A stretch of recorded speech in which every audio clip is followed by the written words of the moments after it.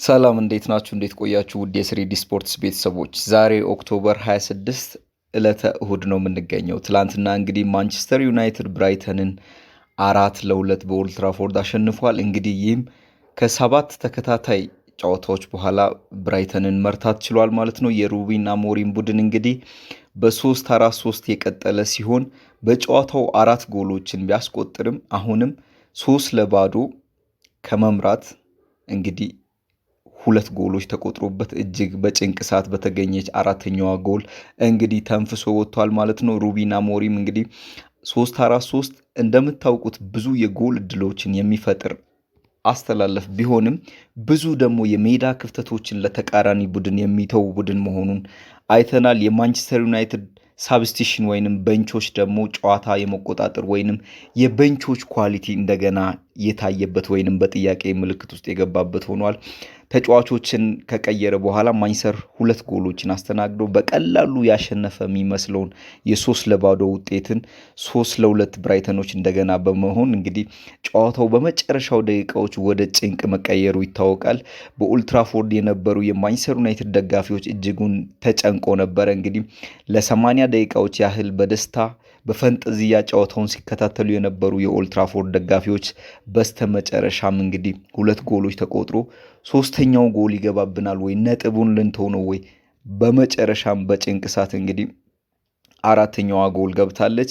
ይህ እንግዲህ የተፈጠረው በሩበን አሞሪም በተደረጉ የአቀያየርና በብራይተኑ አሰልጣኝ በሃርዝለር አማካኝነት የተደረጉ የቅያሬዎችና የታክቲካል ለውጦች ያመጡት ነው እያሉ ነው እንግዲህ ብዙ የእግር ኳስ ምሁራን እያሉ እንደሚሉት ከሆነ ታዲያ ማንቸስተር ዩናይትድ በንች ላይ የኳሊቲ እጥረት እንዳለበት፣ ሌላው ደግሞ ሩበን አሞሪም በተደጋጋሚ ጨዋታዎችን የማስጠበቅ ኳሊቲ ማንቸስተር ቤት ውስጥ እስካሁን ድረስ እንዳላገኙ፣ ምንም እንኳን ብዙ ጎል እድሎችን የሚፈጥር 3-4-3 ቡድን ቢሆንም ጎሎችን የማስቆጠር ክፍተት ነበረበት። ይሄኛውን እየቀረፈ እየመጣ ያለ ይመስላል። ቢሆንም ግን አሁንም ጎሎች እንዳይቆጠሩበት ማድረግ ወይንም ጎሎች እንዳይቆጠሩበት የሚያደርግ ቡድን መሆን አልቻለም ማለት ነው።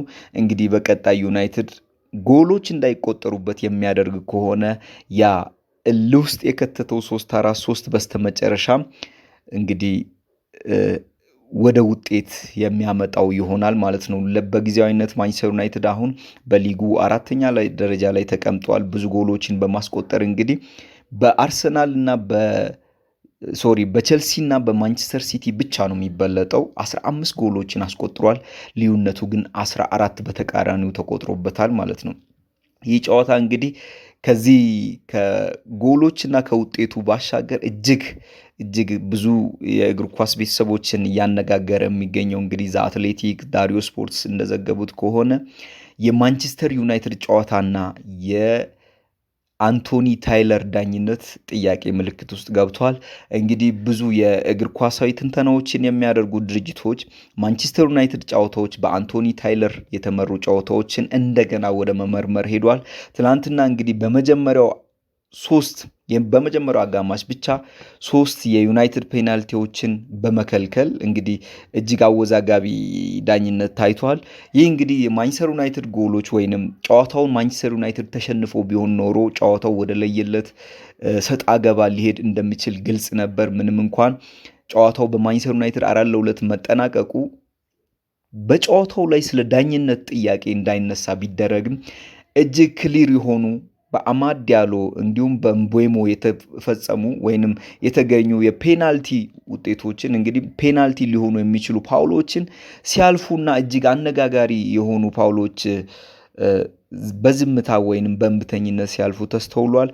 ይህ ጨዋታ እንግዲህ 4-2 መጠናቀቁን ሰው እንግዲህ በጨዋታው ላይ የአንቶኒ ታይለር ስም እንዳይነሳ ወይንም የዳኝነት ስህተቶች እንዳይነሱ ተደርጓል እንጂ እጅጉን አወዛጋቢ ነበር። ማንቸስተር ዩናይትድ በመጀመሪያው አጋማሽ ብቻ 2 ንጹህ ፔናልቲ መከልከሉ ይታወቃል። ምንም እንኳን ፔናልቲውን ቢከለከልም ጨዋታው ላይ 2 ጎሎችን አከታትሎ በማስቆጠሩ እንግዲህ የአንቶኒ ታይለር ጉዳይ ሳይነሳ ቀርቷል።